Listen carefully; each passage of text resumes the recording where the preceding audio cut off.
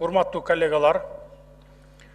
Бүгүн өзүңүздөргө белгилүү болгондой, мен мындан бир 10-15 күндөн мурун 3 октябрда Кумтөр маселесине байланыштуу тынычтык чогулушун өткөзөм деп жарыялагам.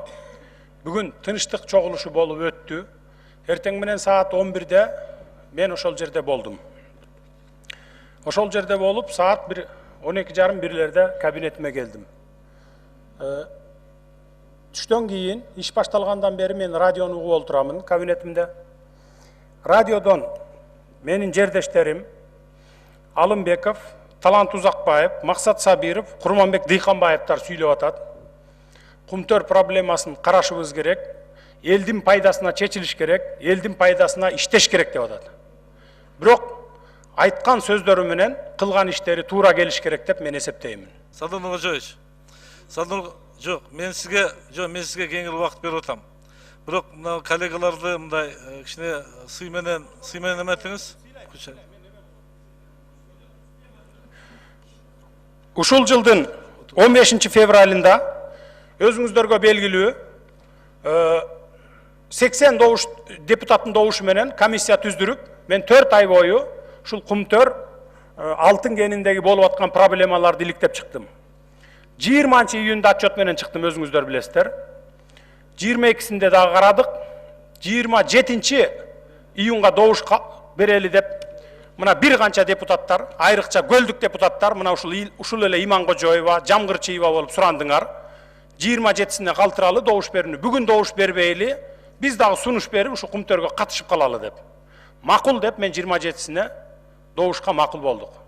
27-синде добуш берүү күнүндө каникулдун алдында колдоого ээ болгон жокпуз.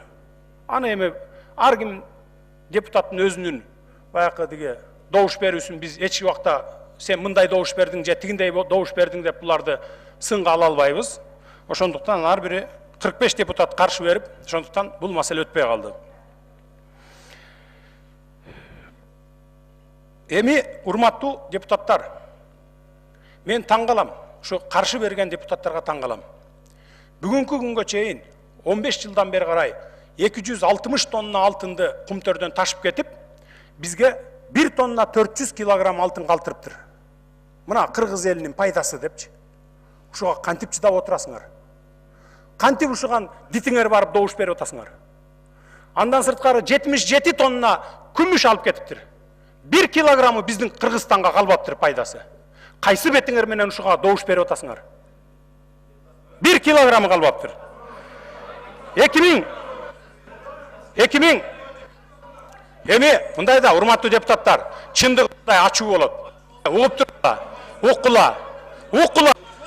Урматтуу депутаттар, танапес саат 4-тен 15 мүнөт өткөнгө чейин. Үчүнчү микрофон. Урматтуу төрага, процедура боюнча менин толук акым бар 2 мүнөт сүйлөгөнгө. Андан сырткары 15 мүнөт лидер фракция катары мен толук укугум бар. Менин башымды кесип коюшуңар мүмкүн, но бирок тилимди кесе албайсыңар. Бул менин мыйзамдуу укугум. Укук. Эгерде оскорбление болбосо. Жок, оскорбление болбойт. Менин коллегаларым айтып атпайбы, Иманкожоева менен Жамгырчиева. Анан кийин укук жөнүндө берилбейт. Эгерде экспертизага баргысы келсе, мен азыр даярмын. Мени кара пиар кылып, не только Иманкожоева менен диги Жамгырчиева чыгарган жок. Бүтүндөй бийлик бутактары, бүтүндөй массалык маалымат каражаттар чыгарды. Жүргүлө, мен азыр барганга даярмын. Бул бир. Экинчиден, Ирина Карамушкинага эгерде кыргыз мамлекетинин тагдыры баары бир болсо, мага баары бир эмес. Мен эртеңки кыргыз мамлекетинин келечегин ойлонуп атам. Ошон үчүн урматтуу Асылбек Шарипович, сиз калыс алып барыңыз. Менин мыйзамдуу укугумду эч кимдин тебелегенге, президенттин дагы, премьер-министрдин дагы, спикердин дагы эч кандай акысы жок. Бул менин мыйзамдуу укугум.